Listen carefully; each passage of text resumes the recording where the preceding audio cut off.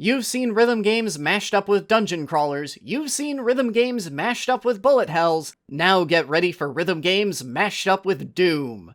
Bullets per minute is a bold idea, the latest in the ever-growing arms race to find weirder and more complicated genres to mash up with a rhythm game. In this case, BPM is specifically taking the 90s shooter a la Doom and giving it the rhythm treatment by forcing you to fire your gun on the beat. This might sound like a pretty simple twist, but once you get your hands on the game for even just a few minutes, it quickly becomes apparent that the developers have made something truly special here. BPM features an instantly enjoyable core loop, an addicting and unique mashup between two wildly different concepts, and true to Doom fashion, has not one, but two good shotguns. As always, I'm Alex, and this is First 5, where I ask if games are worth your time, not your money. I played a game for 5 hours, and I'm gonna tell you if those were 5 hours well spent. And today we're blasting our way through Space Asgard in bullets per minute.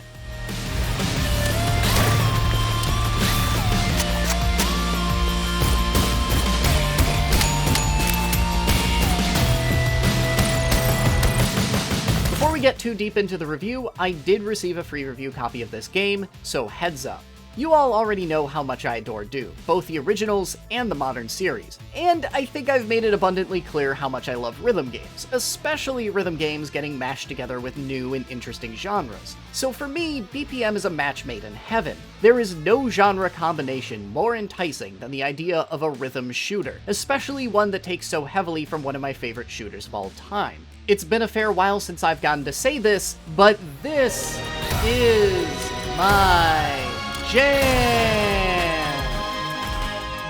But BPM is also one of those too good to be true pitches. There have been various rhythm-based shooters before, but the way they've historically gotten away with it is by putting you on rails and not actually requiring a whole ton of rhythm. The rhythm in games like Rez doesn't come from the player's actions, but instead everything else. The game moves in time with the music, but you can do whatever you want in the middle of it. This, on the other hand, is a lightning-paced 90s shooter with a full range of motion available to the player that has been very explicit about the fact that you can only interact with the world in time to the music. BPM rejects almost every preconceived trick we've found in the past to make this sort of game even feasible, which, going into it, left a lot of questions in my mind about how the hell they were actually going to make something that felt genuinely great and smooth to play. It turns out that BPM has all the answers, though, because somehow, some way, they managed to create an almost perfect fusion of these two genres. Oh, and it's a roguelike to boot.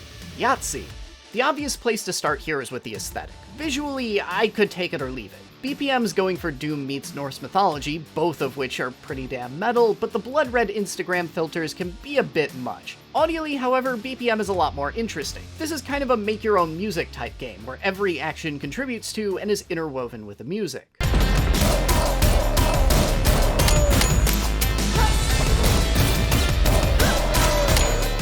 And I'll be honest, I usually don't go for this sort of thing. I find that when I play most games that go this direction, my actions never line up, and whatever quote-unquote music I produce never really sounds better than a cat randomly slapping a piano.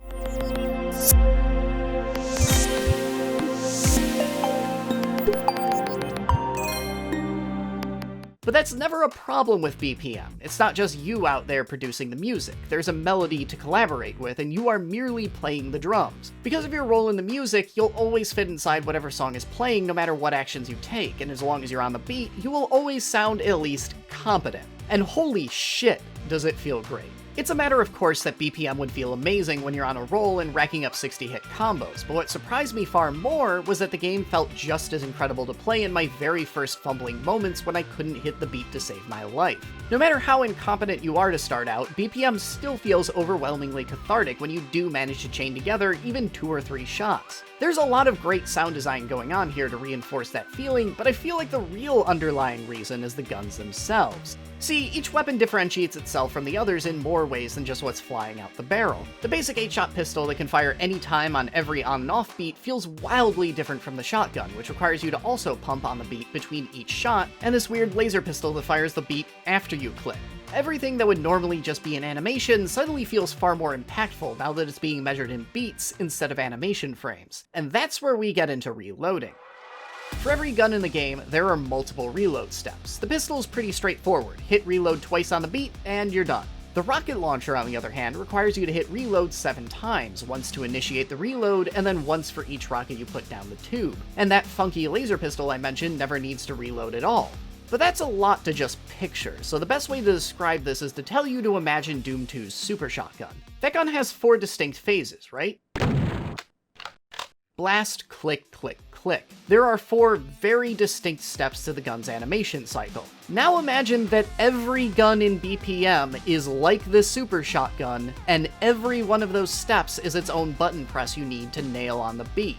Every gun has its own unique rhythm that makes the game feel entirely different to play. And here again, BPM really surprised me. A lot of the game's more roguelike elements, such as random equipment, stat upgrades you can find in the world, shops you can level up as you buy more from them, and Binding of Isaac-style dungeon layout make for a perfectly fine bedrock, but I don't have a whole lot to say about them because it's all stuff we've seen before, and it all kind of blurs together after a dozen or 2 runs. Where the game's roguelike structure finally starts feeling meaningful, however, is in how different guns define one run or playstyle from another. As with almost every other aspect of BPM, this is what it all loops back to. I would have been decently satisfied with a game that just handed me a bunch of similar-ish guns and told me to go wild, but this intricate dance of firing and reloading, and more importantly, how each gun requires an entirely different dance, is what truly makes the game special. And this fact is best illustrated by the one time I got an ability that gave me infinite ammo. The game was fine, I still had a lot of fun, and I snickered thinking that the ability was going to absolutely break my build, but in the long run, I was far more satisfied playing without that power-up.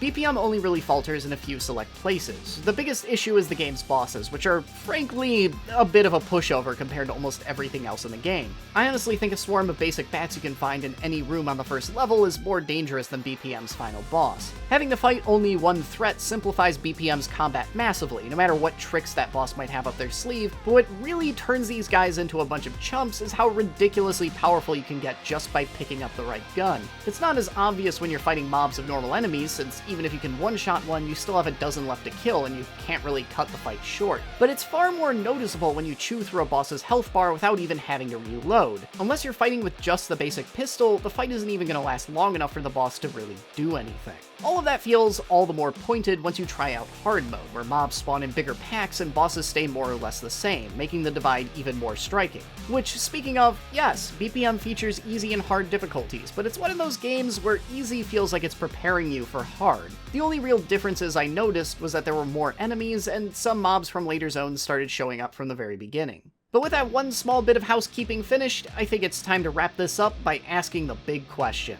What do you get out of 5 hours with bullets per minute? By the end of 5 hours, I actually just managed to scrape through 2 wins, one on easy and one on hard. BPM has a few side characters you can play around with, but they're more like challenge modes than distinct ways to play the game, and if I'm being honest, I haven't really been interested in them. These modes are obvious efforts to extend BPM's shelf life, but they're all less compelling than just going back in and enjoying the vanilla experience again. So yeah, you can get the full package front to back with BPM in just 5 hours, but unlike my last review with As Far As the Eye, seeing the credits hasn't made me want to stop playing. I don't care too much about beating the game anymore, I already crested that mountain, but just the act of playing it, of seeing how far I can get with a basic pistol, or if I can beat a particular challenge room, has me eagerly wanting to come back to it. All the same, BPM is short and sweet. Even beyond my personal inclinations, this is the perfect game for me to be covering here at this channel. It was fun as hell from the very first moment I got my hands on it. You could see everything within 5 hours and then put it down if you want, and you can alternatively keep on with it for far longer if you're really jiving with it. All of this is to say, you absolutely have to play BPM. Hey guys, if you like what you're seeing here, consider supporting me on Patreon. With your generous support, I can start doing all kinds of cool stuff, like more in-depth video essays and 5-hour streams where I review games like this in real time. So if any of that sounds cool, please consider becoming a patron today. But I hope you enjoyed this first 5 review. Thanks for watching this far, and I'll see you all next week.